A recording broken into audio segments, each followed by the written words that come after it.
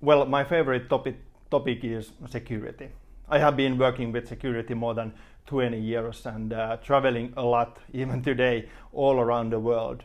And the most interesting thing in security nowadays is that it's changing very fast, and especially because of technology. And I think in order to produce security also in the coming years, we have to pay much more attention to the development of the technology and its security. And we should also remember, not only in Finland, but more or less all over the world, security is primarily a strategic and leadership issue. And the role of the leadership in future security is going to be even more important.